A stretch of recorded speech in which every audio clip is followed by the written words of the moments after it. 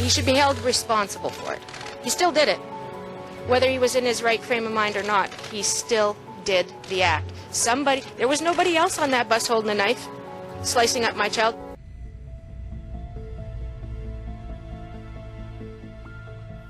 What's up, Doomers? JB back here with episode number 3.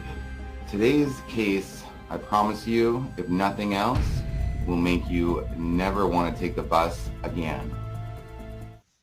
Although several people were affected by this case, our direct victim is 22-year-old Tim MacLean. He was born in British Columbia, but he actually grew up in Ely, Manitoba. He was a really active and a huge people person by all accounts. Everybody loved Tim. He was so outgoing, and he really just loved everybody for who they were. He accepted everybody. One day, one of his good friends asked him to come with her to work at a carnival, and Tim ended up joining the Western Canada Carnival circuit. He was really good at this job. He loved meeting new people. He loved running the games, and he was just an awesome guy. He was a good coworker, a great friend, and his parents ended up separating at some point. Tim actually told his dad that one day he would be famous, but I don't think anyone ever thought that this would be the kind of fame that Tim would discover. So we have to go back to July of 2008. Tim was working the carnival circuit. He was in BC, but he ended up getting a week off. So he was going to head back to Winnipeg, see his friends, see his family, and basically pack up, go back to BC, and start a new life there. He wanted to move there and make some roots. But the real awful part about the story, well, one of the awful parts is a million reasons why this incident should have never happened. And specifically for Tim, one of the reasons was because his friends offered to buy him an airline ticket to fly to Winnipeg, but he insisted on taking the Greyhound Canada bus. So on July 30th, 2008, just after midnight, the bus left Edmonton, Alberta, and started a 24-hour journey to Winnipeg, and that's when we must enter the dark wing.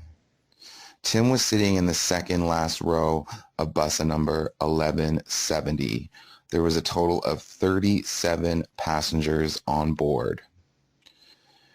Vince Lee, 40 years old, was a Chinese immigrant, and he was also taking the bus for a job interview in Winnipeg. After a meal stop, probably about an hour outside of Winnipeg, Vince Lee ended up changing seats on the bus. He was near the front, and he went and sat in the second last row right beside Tim. Tim had no idea who he was offering the bus seat to. Now, it would come out that nearby witnesses who were also sitting near the back of the bus would go on to say that Vince Lee did kind of give off a creepy vibe. He was fine at first, but he ended up sitting down. He was chanting in Chinese. He had this bottle of iced tea. And a roll of toilet paper that he was grasping onto for dear life.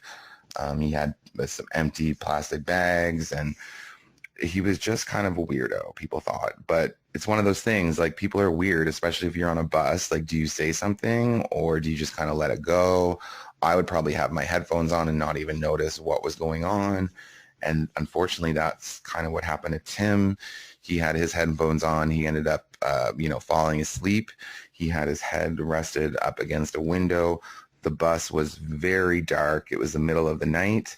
The Mask of Zorro was playing on the TV screen, so some people were watching the movie, some people were sleeping.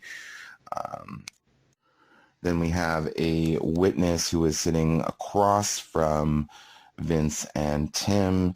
He said that he saw Vince pull out a knife and begin to stab Tim over and over and over. The witness rushed up the aisle. He told the bus driver, "You need to get pulled over. Somebody is getting stabbed at the back of the bus."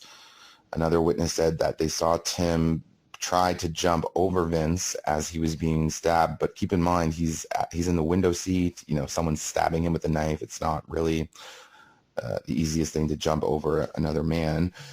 So Tim tried, but he fell into the aisle, and Vince grabbed him and just kept stabbing him. Now, coming along the other way of the highway, there was a truck driver, and he noticed the bus was pulled over, and he stopped. And everybody rushed off the bus except for Vince. At this point, we can only hope that Tim had succumbed to his injuries. The truck driver and another bus passenger went back on the bus to confront Vince, and this is when they saw Vince cut off Tim MacLean's head. Police finally arrive on scene. This is when Vince begins to cut off pieces and cut inside of Tim through his chest and began to eat him, including 1/3 of his heart and both of his eyeballs. The truck driver begged the police, "You gotta shoot him. You gotta shoot Vince, or use some tear gas or do something." But the police made no attempt to board the bus and wanted to do a wait him out strategy, which on the one hand, I suppose I somewhat understand if there's nothing you can do to save Tim clearly at this point. However, I would be so pissed off if I was a friend or family member of Tim MacLean, hearing the story, hearing the police not charging and rushing the bus immediately. I'd be so pissed off. I can't imagine how they feel. Now, a few hours after the police arrive, Vince tries to make an escape. He tries to exit the back of the bus through a window, but this is when a police canine dog tackled him. Police would finally get onto the bus. They would find parts of Tim's body scattered all over the bus. And it would later come out that both Tim's mom and dad and his stepmom were pissed at the police response. Of course they were. And they're also pissed at Greyhound Canada for the lack of security. And I can tell you guys, I used to work for a bus company here in Eastern Canada. There is no security. You can literally bring anything on. Anything. Nobody will know. And I think this is probably a big reason why a lot of people do travel by bus. You can take weapons, you can take drugs, you can, human traffic children. Like, you can do a lot of shit riding these buses because there's no security checks. There's really no ID checks of any kind. As long as you have your bus money, then you can hop on. I mean, I know a lot of people are uncomfortable with flying, but it's so much quicker. It's seemingly a lot safer. I don't know. What do you guys think? Anyway, it turned out that Vince Lee was diagnosed back in 2005 with schizophrenia, but he did not get any treatment, no medication, and no therapy, nothing. It should be said, though, that violence and cannibalism and shit like that are not common signs of schizophrenia, and people who have schizophrenia are way more likely to be the victim of a violent crime as opposed to the offender. Vince Lee would go on to say that he was basically forced by God / the voices in his head to kill Tim, that God demanded that he do it, and that he demanded once that Tim was killed, he had to hide the body or get the body as far away from anybody as, whatever that means. So I guess that meant to him he had to eat it. And Vince was actually deemed not fit for trial because he's fucking nuts, I guess.